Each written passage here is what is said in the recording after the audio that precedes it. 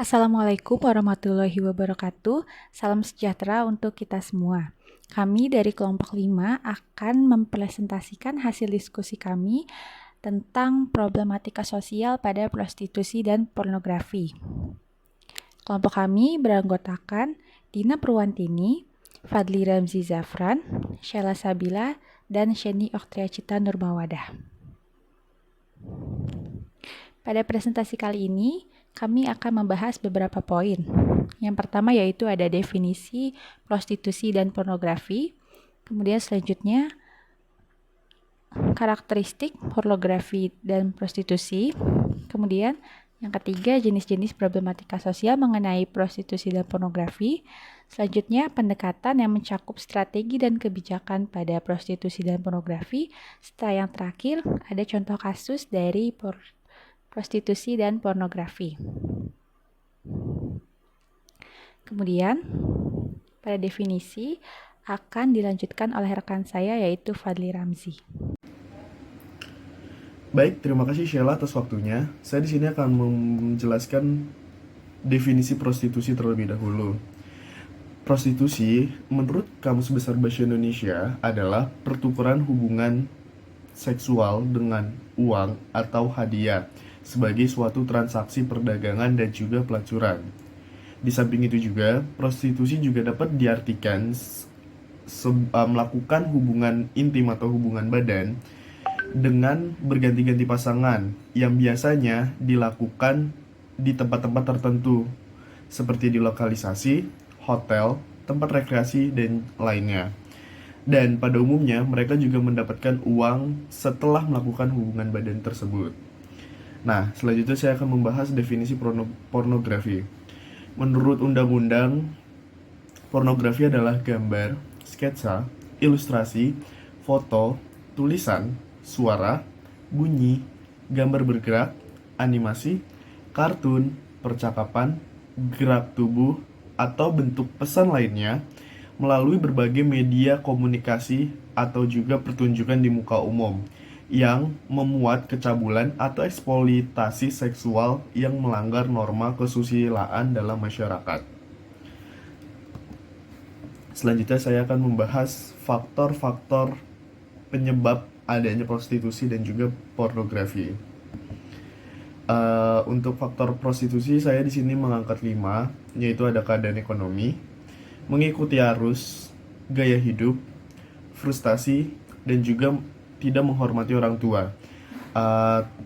Seperti yang kita tahu, banyak masyarakat yang terpaksa karena keadaan ekonominya yang memaksa untuk menjadi atau menjalani kegiatan prostitusi tersebut. Termasuk juga dalam faktor lain, yaitu dengan biasanya karena ekonomi rendah dengan keluarga dan juga kebutuhan yang mendesak untuk mendapatkan uang guna membiayai diri sendiri maupun keluarganya. Tidak mempunyai sumber penghasilan lain dan juga tingkat pendidikan rendah. Minimnya keterampilan dengan sengaja dijual oleh keluarganya ke tempat pelacuran. Jadi ada beberapa keluarga yang karena dia tidak memiliki keterampilan lain selain menjualkan badannya, akhirnya dijualkanlah anak-anak tersebut ke tempat-tempat prostitusi berlaku. Yang selanjutnya mengikuti arus. Prostitusi juga dianggap sebagai pilihan hidup, yang dimana karena mudah mencari dan juga mendapatkan uang, pelacuran atau prostitusi ini juga menjadi alternatif sebuah pekerjaan seseorang. Dan yang ketiga ada gaya hidup yang tidak berbeda dengan kasus-kasus sebelumnya, yang dimana itu karena terpaksa dan juga keadaan ekonomi atau juga karena kurang kreativitasnya individu untuk melakukan pekerjaan. Tapi untuk yang di gaya hidup ini biasanya dilakukan oleh orang-orang yang sebenarnya memiliki hidup yang sudah mewah, namun karena dia mengikuti arus dan kemewahan tersebut, dia melakukan kegiatan prostitusi tersebut. Selanjutnya frustasi. Biasanya orang-orang yang kegagalan seseorang dalam rumah tangga atau juga dalam romansa cinta Mereka biasanya memiliki dendam pribadi yang akhirnya uh, ingin melakukan hubungan badan dengan banyak orang, dan juga tidak sedikit juga yang mereka sebelum melakukan kegiatan prostitusi ini, mereka tuh memiliki rasa kecewa dan sakit hati, dan dengan melakukan prostitusi akhirnya untuk melakukan balas dendam. Dan yang terakhir adalah tidak menghormati orang tua. Jadi ini hampir mirip dengan frustasi. Namun kalau yang kelima, tidak menghormati orang tua, seperti dendam karena mungkin tidak merasa kasih sayang, atau juga karena orang tuanya pilih kasih dengan kakak atau adik, atau apapun alasannya, dia ingin melakukan hal tersebut untuk menunjukkan bahwa dia bisa hidup sendiri, dan juga seakan-akan ingin merusak dirinya karena dia merusak dirinya karena orang tuanya yang membuat dirinya seperti itu. Selanjutnya, faktor penyebab pornografi. Faktor-faktor yang kami angkat di sini lebih spesifik terhadap faktor yang dialami oleh remaja atau juga dewasa awal. Yang pertama itu adalah karena ada kecanggihan teknologi. Yang kedua, ada ketertarikan menonton porno. Yang ketiga, kebutuhan seksual. Yang keempat, permintaan pasangan. Yang kelima, pengalihan waktu luang. Dan juga kurangnya sarana prasarana menampung bakat dan lain-lainnya. Kita bahas yang pertama dulu, yaitu kecanggihan teknologi.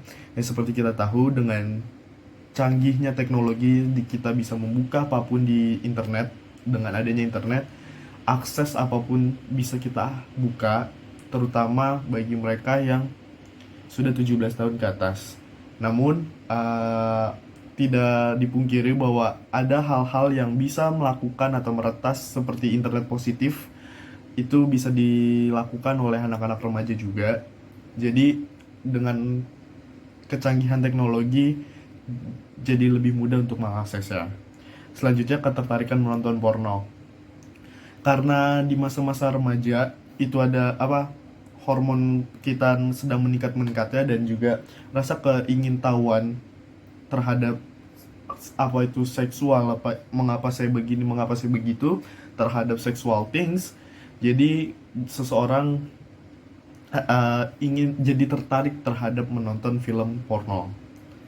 Yang ketiga adalah kebutuhan seksual, seperti yang sudah saya mention sebelumnya. Karena ada kebutuhan seksual yang sedang meningkat di masa remaja, akhirnya seseorang mengalihkan rasa penasarannya dengan menonton video porno. Yang keempat, ada permintaan pasangan. Biasanya ini dilakukan oleh muda-mudi yang memiliki hubungan asmara, namun karena tidak dididik oleh lingkungan, entah itu sekolah ataupun keluarga, akhirnya mereka mengeksplor sendiri dan akhirnya menonton video porno bersama pasangannya. Yang kelima, pengalihan waktu luang. Jadi banyak remaja yang tidak memiliki kegiatan di luar sekolah, kayak entah itu tidak les atau juga tidak mengikuti ekstrakurikuler sekolah. Karena mereka memiliki waktu luang, akhirnya mereka melakukan atau menonton video pornografi. Dan yang keenam, kurangnya sarana prasarana menampung bakat dan lain-lain. Seperti yang kelima sebelumnya, karena karena terlalu memiliki waktu luang, dan juga bakat-bakat yang dimiliki oleh seseorang tidak difasilitasi prasarananya. Jadinya anak-anak remaja itu melakukan nonton video pornografi. Dari saya sudah seperti itu. Selanjutnya akan dibahas oleh teman saya. Terima kasih. Baik, selanjutnya saya akan menjelaskan mengenai jenis-jenis dari prostitusi dan pornografi. Untuk prostitusi sendiri dia dibagi menjadi dua, berdasarkan media operannya, yaitu konvensional yang biasa kita ketahui di mana konsumen datang ke tempat prostitusi, melakukan pemesanan lalu bisa menikmati layanannya. Lalu yang kedua baru-baru ini muncul yaitu prostitusi daring. Apa sih yang dimaksud dengan prostitusi daring? Itu merupakan prostitusi berbasis online di mana biasanya pekerja seks itu melakukan pembukaan pemesanan melalui media sosial seperti Facebook atau Twitter. Kemudian prostitusi sendiri dibagi menjadi 3 berdasarkan aktivitas, jumlah, dan golongannya. Berdasarkan aktivitasnya dibagi menjadi 2 lagi, yaitu terdaftar dan terorganisir, di mana prostitusi yang terdaftar dan terorganisir ini biasanya ada di bawah naungan kepolisian, badan kesehatan, bahkan peraturan daerah. Nah, prostitusi yang terdaftar dan terorganisir ini biasanya ada di suatu daerah khusus di mana memang itu merupakan daerah prostitusi atau lokalisasi. Kemudian badan kesehatan juga terkadang melakukan check up selama beberapa pekan untuk pekerja seksnya. Beda dengan prostitusi tidak terdaftar, di mana mereka melakukan praktik secara gelap-gelapan atau liar, yang bahkan untuk kesehatan pekerja seksnya itu perlu dilakukan karena kita nggak tahu nih apakah mereka saling melakukan check up kesehatan atau tidak, karena tidak ada badan yang menaungi prostitusi yang tidak terdaftar ini, seperti itu. Kemudian berdasarkan jumlahnya, itu yang pertama ada single operator, di mana ini perorangan. Jadi satu orang pekerja seks melakukan operasional dari pendaftaran hingga pembayaran itu sendiri. Lalu yang kedua ada organisasi atau sindikat. Biasanya banyak pekerja seks yang dikumpulkan di bawah naungan organisasi atau sindikat yang biasanya sering kita temui itu mucikari, di mana mucikari ini membantu pekerja seksnya dalam mendapatkan konsumen. Lalu berdasarkan golongannya ada lokalisasi. Lokalisasi ini adalah daerah khusus memang untuk prostitusi, contohnya kayak Gang Doli di Surabaya. Kemudian call home, di mana pekerja seks ini bisa dihubungi kemudian mendatangi ke rumah konsumennya ataupun sebaliknya. Lalu yang terakhir di balik front organisasi atau bisnis. Nah, kalau di balik front organisasi atau bisnis ini seringkali contoh praktiknya ada di klinik kecantikan maupun tempat pijat. Untuk di Malang sendiri contoh realnya ada tempat pijat yang memang menyediakan fasilitas lebih selain pijat kepada konsumennya.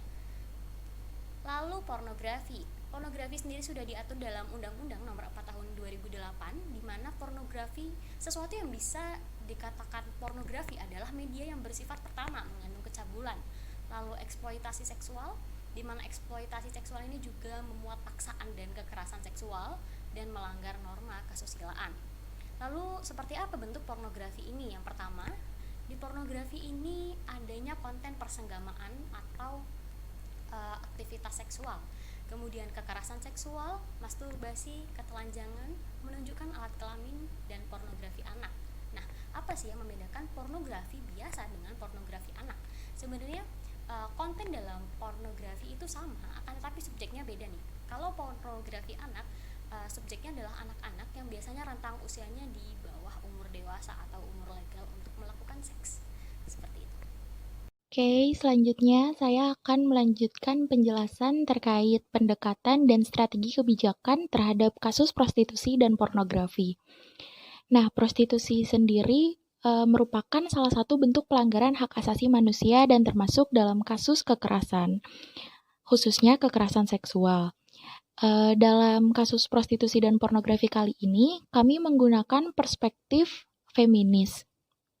Kegiatan ini merupakan bentuk perdagangan manusia dan eksploitasi antara seksual dengan ekonomi. Dalam industri prostitusi, perempuan diposisikan sebagai objek pemuas seksual sekaligus pemberi keuntungan. Nah, padahal sejatinya tuh nggak ada perempuan yang sukarela untuk bekerja dalam industri prostitusi ini. Hal ini tuh justru terjadi karena adanya sistem yang sengaja dimanfaatkan oleh para pelaku sehingga banyak perempuan yang jatuh dan terjebak di jurang eksploitasi dan kekerasan seksual.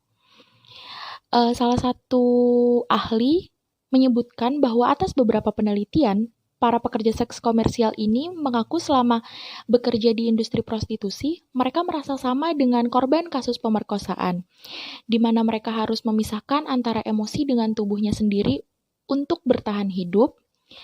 Lalu mereka juga merasakan adanya penderitaan dan syok pasca trauma, Selain itu, mereka juga merasakan adanya pandangan negatif terhadap tubuh mereka sendiri. Hal inilah yang membuat para PSK justru menjadi korban dalam industri prostitusi karena mereka pun merasakan adanya pertentangan nih. Mereka membutuhkan uang untuk bertahan hidup, tetapi mereka juga harus mengorbankan dirinya sendiri untuk tergabung dalam industri eksploitasi prostitusi ini. Nah, sebagai korban, mereka terancam dalam beberapa aspek, mulai dari fisik, sosial, bahkan ke psikologisnya sendiri, kayak ya mereka harus mengorbankan fisik mereka.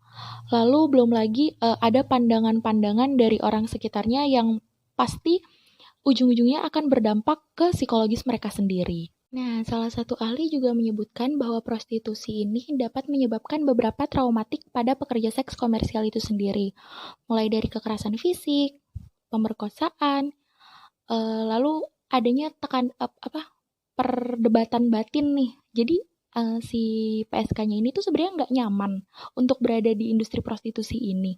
Namun mereka juga nggak berdaya untuk keluar dari industri prostitusi. Hingga kemungkinan adanya PSK ini untuk mengalami post-traumatic stress disorder atau PTSD. Pandangan masyarakat kepada para pekerja seks terkait masalah moral juga akan semakin membuat pekerja seks menjadi semakin tersingkirkan dan terpojokkan, hingga tidak menutup kemungkinan kalau pekerja seks ini bisa sampai mengalami gangguan psikologis. Anggapan prostitusi sebagai sebuah penyimpangan juga didukung karena hal tersebut sangat berlawanan dengan hukum dan norma yang berlaku di masyarakat. Tidak hanya perilaku prostitusi, namun produk, gambar, tulisan, hingga media yang mengandung unsur asusila juga dianggap berlawanan dengan nilai moral dan norma di masyarakat. Tingginya nilai moral dan agama tentu membuat hal-hal yang berkaitan dengan sensualitas, seks, dan eksploitasi tubuh menjadi sesuatu yang sangat tabu di Indonesia. Nah, di Indonesia ini kan juga cara pandang patriarkinya itu masih cukup tinggi ya, bahkan bisa dibilang sangat tinggi gitu. Nah, cara pandang patriarki ini membuat para pekerja selalu jadi bahan tudingan atas sumber masalah. Padahal, sebagaimana teori ekonomi, suatu industri ini nggak akan bisa hilang selama masih ada pelanggan atau konsumen yang melakukan permintaan atas suatu industri kan. Nah, adanya minat atau permintaan konsumen inilah sebenarnya yang perlu diatasi untuk menghapus penawaran terkait industri prostitusi. Jadi, selama masih ada pelanggan yang berminat untuk menggunakan jasa PSK, ya industri ini tuh sebenarnya nggak akan bisa hilang gitu. Sehingga gagasan kriminalisasi bagi konsumen perlu dihadirkan untuk menghapus rantai permintaan dan penawaran dalam industri prostitusi. Nah, salah satu negara yang bisa kita pelajari dalam penurunan kasus prostitusi itu contohnya Swedia, di mana mereka berhasil menangani kasus prostitusi dengan melakukan pengembangan terkait pertanggungjawaban pidana terhadap pengguna, pelanggan, atau konsumen dalam industri prostitusi. Aturan atau undang-undang tersebut bukan hanya menjerat mucikari atau penyedia jasa prostitusi, melainkan juga ikut menjerat konsumen agar rantai penawaran dan permintaan terhadap industri prostitusi itu juga dapat terputus. Sementara di Indonesia, peraturan pidana yang menjerat konsumen itu hanya berlaku di beberapa daerah melalui adanya perda atau peraturan daerah. Di antaranya itu ada Perda DKI Jakarta nomor 8 tahun 2007 tentang ketertiban umum pada pasal 42 ayat 2 dan Perda Kota Tangerang nomor 8 tahun 2005 pasal 2 ayat 2 tentang pelanggaran pelacuran. Nah, keberadaan perda tentu cuma bisa berlaku di daerah itu aja kan. Misal tadi ada Perda DKI sama Perda Kota Tangerang. Jadi peraturan itu ya cuma berlaku di dua daerah tersebut. Nah, sehingga nggak bisa nih menjerat konsumen secara menyeluruh di Indonesia karena di daerah-daerah lain belum ada perda yang mengatur terkait industri prostitusi ini. Nah, berdasarkan hal tersebut, maka diperlukan adanya kajian yang mendalam terkait pidana dan kriminalisasi pengguna jasa prostitusi dan pornografi, sehingga hukum pidana dapat menjerat ke seluruh pengguna jasa prostitusi. Selain adanya pencegahan melalui hukum tertulis, Perilaku prostitusi dan pornografi juga perlu diberlakukan strategi lainnya. Misalnya dengan penerapan pembatasan internet melalui pemblokiran konten yang sensitif. Lalu penyelenggaraan sosialisasi terkait penggunaan internet secara cerdas dan bijak. Sosialisasi terkait dampak buruk pornografi dan tindak asusila yang bisa menjadi sumber penyakit dan mengganggu psikologis individu, serta bisa diadakan upaya pemulihan maupun pemberdayaan agar para PSK ini bisa keluar dari jurang industri prostitusi. Baik, itu saja yang bisa saya jelaskan terkait pendekatan dan strategi kebijakan. Selanjutnya akan dijelaskan contoh kasus oleh teman kelompok saya, Sheila Sabila. Selanjutnya, saya akan menjelaskan tentang contoh kasus serta penyelesaian dari prostitusi dan pornografi. Yang pertama di sini ada contoh kasus prostitusi yang kami angkat, yaitu ada Open BO atau Open Booking Out atau Open Booking Online. Nah, Open BO ini biasanya sering dikaitkan dengan hal yang negatif, yaitu sebagai menjajakan layanan prostitusi melalui media online. Nah, kasus yang kami angkat yaitu prostitusi daring melalui media sosial micet. Kegiatannya adalah transaksi untuk seks dan promosi prostitusi individual melalui fitur pengguna di sekitar. Jadi seperti yang mungkin banyak dari kita sudah tahu bahwa micet merupakan aplikasi berkomunikasi online yang memudahkan penggunanya untuk berkomunikasi dengan orang-orang baru atau mungkin teman-teman yang sudah dikenal sebelumnya. Terus mungkin muncul pertanyaan, kenapa sih kok banyak pemberitaan bahwa banyak yang Open BO di aplikasi micet ini gitu. Nah, diduga karena adanya fitur penambah teman dengan pengguna di sekitar yang membuat pengguna aplikasi dapat menemukan teman baru dalam jangkauan 50 meter hingga 1 km.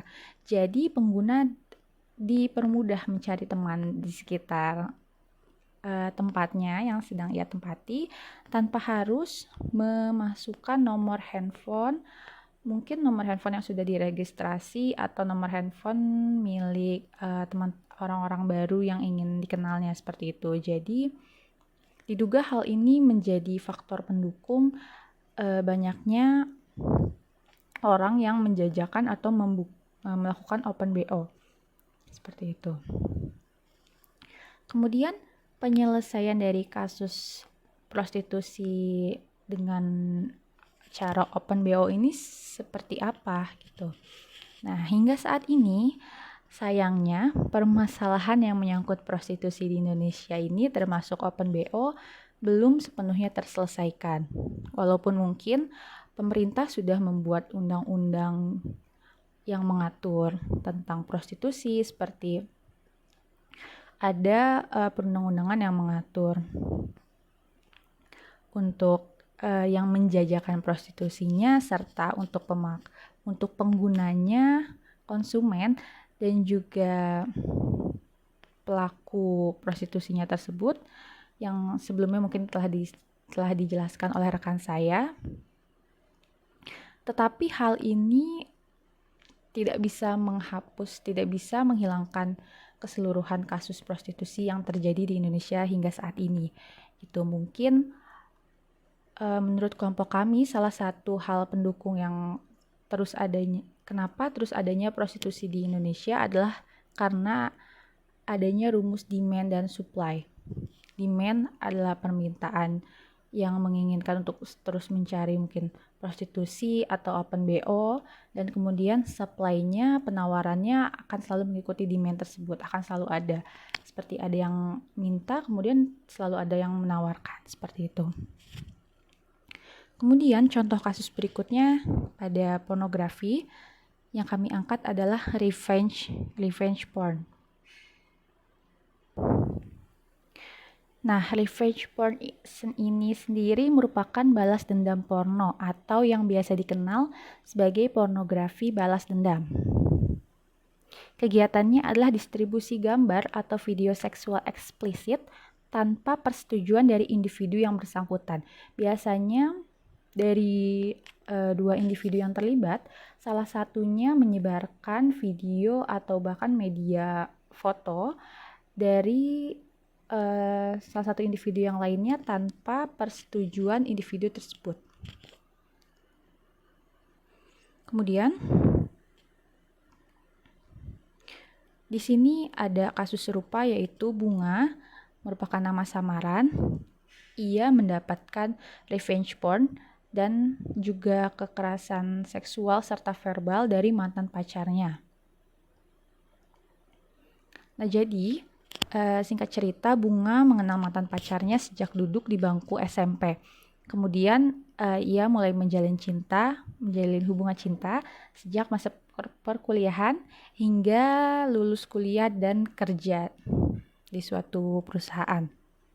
Awalnya hubungannya berjalan lancar dan kemudian ia melakukan dokumentasi, Bunga serta mantan pacarnya tersebut melakukan dokumentasi saat melakukan hubungan seksual.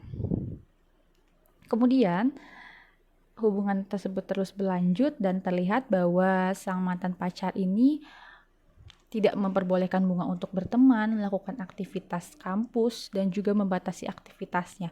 Sehingga media dokumentasi saat berhubungan seksual tersebut menjadi suatu ancaman yang dilakukan oleh mantan pacarnya terhadap Bunga. Dan akhirnya, setelah Bunga berhasil melepaskan diri dari cengkraman mantan pacarnya tersebut, akhirnya mantan pacarnya mempublikasikan, menyebarluaskan kepada media sosial dokumentasi yang mereka berdua lakukan. Nah, kemudian kejadian ini membuat Bunga menjadi pribadi yang tertutup, menarik diri dari pertemanan, serta memiliki trauma jika ada yang berusaha mendekatinya, seperti itu. Nah, kemudian penyelesaian dari adanya revenge porn ini pada pornografi seperti apa? Nah, sebetulnya penyelesaiannya dapat ditindaklanjuti dengan membuat laporan kepada polisi dan menyelesaikan ke jalur hukum sesuai dengan undang-undang yang berlaku. Tetapi untuk contoh kasus Bunga tersendiri, Bunga tidak berakhir dengan melanjutkannya dengan melapor ke polisi. Menurut Bunga, melapor ke polisi itu prosesnya panjang dan menyita waktu, serta perlu bukti dan saksi yang sulit dikumpulkan. Biasanya jika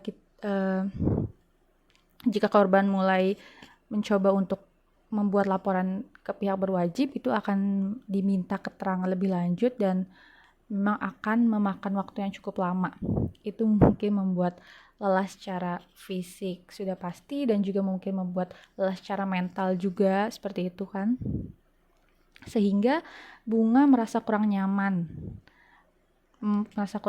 dengan adanya proses yang cukup panjang tersebut, dan juga Bunga juga merasa kurang nyaman karena mayoritas polisi ini merupakan pria, seperti itu. Nah, dari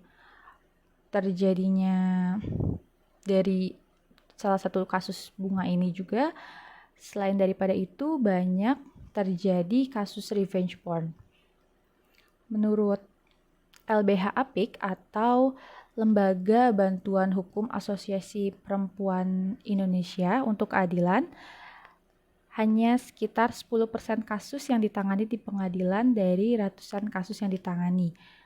Dan menurut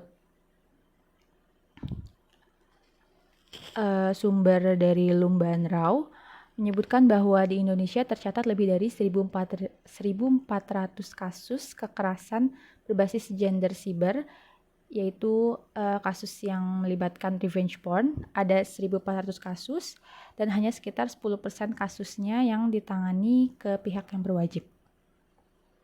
Seperti itu. Selanjutnya, presentasi dari kelompok kami sudah selesai. Terima kasih atas perhatiannya. Kami membuka sesi tanya jawab untuk teman-teman apabila masih ada yang ingin ditanyakan dari materi yang kami sampaikan. Kami mengucapkan undur diri. Wassalamualaikum warahmatullahi wabarakatuh.